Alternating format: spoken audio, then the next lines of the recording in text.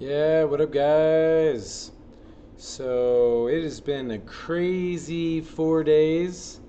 Every night calling Atlanta, Virgin Atlantic Airlines. Don't fly with them. Do not fly with them. So basically, they canceled our return flight 3 different times. Do not fly with them. They're awful.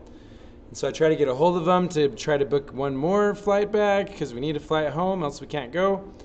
So my wife's so her mother, she was 83, so she was older, but she passed away during COVID last November. And so we need to fly back to go through her things, her heirlooms, and see her dad, who's 89. And so, but Virgin is not helping us. Virgin Atlantic, you stink. So I've been on hold with them every night, and it's just been affecting craziness all this week. So thanks for watching this video. So about the 6 of you that were there today, thank you for being at the Google Meet. And so this is what I was going to go over during our Google Meet here. And so this is our 7.2 credit card versus debit card assignment. And here we go. Oh, so for those of you that are having to deal with a bad airline, you just call them and talk to them to get as much information out of them as possible. I found out today that I've got to get up at 2 a.m. tomorrow morning and get Expedia to talk to Virgin Atlantic to get my flight stinking booked. So, not going to give up. We're going to push through. We're going to get this. My wife will be able to see her 89-year-old dad. So, we're going to do this. Not giving up, right? As we learn is to never give up, right? So, we're not going to give up on financial literacy either. Nice. So, 7.2. So, we have, here's our, to be honest, our presentation here with budgeting and checking account is pretty good. Definitely go through and read each of those things. Now, the Young Big Biz website, so that's currently not working right now, so I'm in the process of updating that. So sorry about that for those of you that are like, man, why isn't this working? The Wells Fargo one does, which is great, but the Biz one isn't working, so I'm still working on trying to fix that. Yeah, during COVID again, once again, all the websites went down, and so I've just been trying to fix, and sometimes just websites, they stop working. So sorry again that this isn't working, but definitely have a video to help you, which is good. Man, this website, I need to update this. So I'll get this PowerPoint presentation updated soon, definitely. So thanks again for being here, though, so I can kind of help you through some of these things. So again, we are on week 7, module 7. Week 7, module 7. And so our first assignment there is credit card versus debit cards. And so to be honest, you can watch the 14-minute video. Hello. Hey, yeah, and new build welcome back. video. It is Live Long and Prosper with and Mr. so with that video, I Hope you discuss lots of check things to that has to see do which one with for your getting a account. checking account and So, credit cards versus took debit us over to cards. the right here. We were just So on I need to make sure to get. Cool. Oh, there you go. You can kind of read it there. So Look, then, you can read let's it, see. kind of. So you got to look at So some maybe different pause and read it. Yeah, pause and read it. For many young people, having a checking account to pay bills and keep track of cash flows is a necessity of life, especially if you have car loans, insurance, credit card bills to pay. Since service charges on checking account card cost $50 to $200 per year at various banks, it's important to carefully consider the type of checking account you need. And so shop around for the lowest monthly service charge, and some banks even have free checking accounts. So there's basic checking, express, student checking, interest checking, different things like that. So you can pause and read through actually the presentation. What? That's sick. So definitely pause and read through that presentation, which is awesome, where we talk about those different things and talk about a Chase checking account, because that's where I bank at. And it'll talk about debit cards versus credit cards and stuff like that. Cool. So with this assignment, just since you came on here to kind of be a part of our class, so I would say a big difference between a debit card and a credit card is that a credit card you can earn points. It gets you into debt.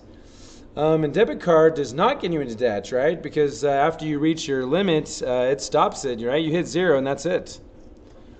And so debit card will definitely be, so I guess if we're going to talk about the advantages and disadvantages. So debit cards don't get you into debt.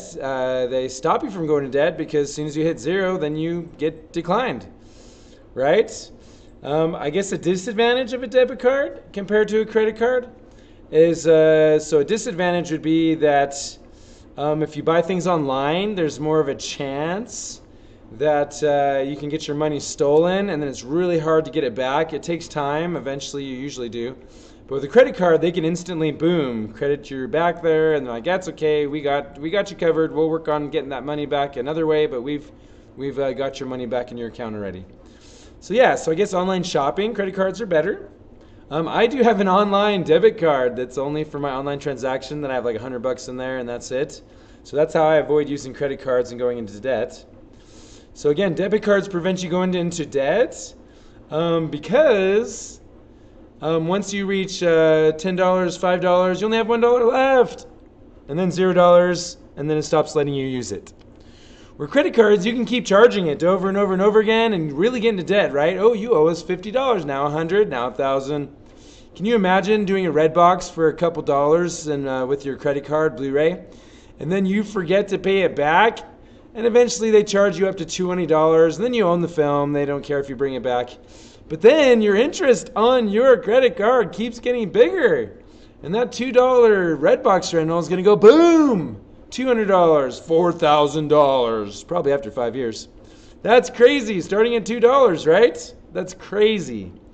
So definitely I would watch out for credit cards. A lot of people get this one wrong for some reason because it's not on the website. But if you pay all the charges off before the due date of the credit card each month, it is a free loan because it's 0% interest. 0% interest. You don't know any interest. Why should you always know the balance of available funds on your debit card? Well, you got to know the balance so that you make sure not to get denied when you want to buy something, right? You're like going to the store and they're like, sorry, denied. And you're like, oh no, I can't buy anything because I got denied. So know the balance, know where you're at, right? So that you don't get denied. Why should you not use a debit card to purchase items online? Because yeah, there's a chance you won't get your money back. It's pretty evil online, definitely. So the next thing you're going to do is you're going to research a bank or a credit union of your choice. And then just come back here, like, I don't know, you could just go to any, like, what bank do you like maybe? I don't know, Wells Fargo? My wife's dad said that they used to hold up Wells Fargo and take their money, and now Wells Fargo holds you up and takes your money. If you don't have enough money in the account, they charge you fees. So many fees with Wells Fargo. So, but you can go ahead and look at their checking accounts, put in your zip code, or maybe don't put in your zip code, right? And but you can look at rewards and benefits and just different kinds, small business loans, checking accounts. So with checking accounts, you can go through and read all the different benefits maybe that they might help you. And maybe look for also stuff that isn't good about Wells Fargo, right? I wonder, that'd be interesting if we Googled that. So like Wells Fargo, bad checking accounts, and then maybe why, right? Then maybe why. And they could be like, oh, what's the disadvantage of Wells Fargo? The overdraft fees levied up to 3 times daily. Wow, $35 overdraft. Whoa, so you can go into debt with a debit card. Oh my goodness. Look at that. Every time you overdraft, they're going to charge you. That's even worse than a credit card in some ways. Because they're like, boom, boom, boom, boom, overdraft, overdraft, overdraft. That's crazy. So that could be definitely a bad part about Wells Fargo. So I remember with Chase, they actually don't do that to you. They just take from your savings account if you have that set up, so that if you go into overdraft, if you go overdraft and use your debit card, then it's like, oh, well, we grab money from your savings and that saved you. But we're going to warn you with an email and a text message. So I really like Chase, but you can definitely look into Wells Fargo there. Okay, awesome. So yeah, what did you not like about it? What did you like about it? Whatever account, right? Chase, what else is there? Maybe a credit union near you, maybe American First. You get to choose. So make sure you copy all these and answer these questions and then submit it to Newbold. Sorry, Young Biz isn't working right now. Cool. And then you're going to do this as a submission, right? Do this as a submission. Okay, cool. So then all the rest of Module 7, Week 7 are going to be instantly graded for you. And so these are all assignments / quizzes next. And so as you go on there, if you don't do like as good as you want to, then just try again. Try again, right? Try again until you get 100% and maybe make notes. That'd be a good idea. Learn from these quizzes, right? Because then that would be on the final exam, which is in a few weeks. Whoa! So definitely go through these several times, and as you're learning, kind of sometimes it's learned to trial and error, right? So Joan has $400 in her checking account. She has written checks for the following amounts: 20, 35, 10, 50, 75, 32, and 20. She also deposited $100 in her account. What is her current balance? So you're going to take $400, add 100, so 500, and then 500 minus 20 minus 35 minus 1050 minus 75 minus 32 minus 20. How much does she have left? And that's balancing your checking account, right? That looks like a fun financial literacy problem that makes sense to us, which is awesome. Okay, thanks for watching. Appreciate you. Don't forget to email me if you missed our Google Meets this week with your favorite ice cream. What's your favorite ice cream flavor? Email me that. So I would say that my favorite ice cream would have to be, that's a tough one. I like cookies and cream, but I also like cookie dough. So maybe tell me out of those two, which one do you like? Or maybe come up with your own favorites. So thanks again for watching. So email me if you have any questions. Email me your favorite ice cream flavor. Bam! Yeah, email me. Pound it.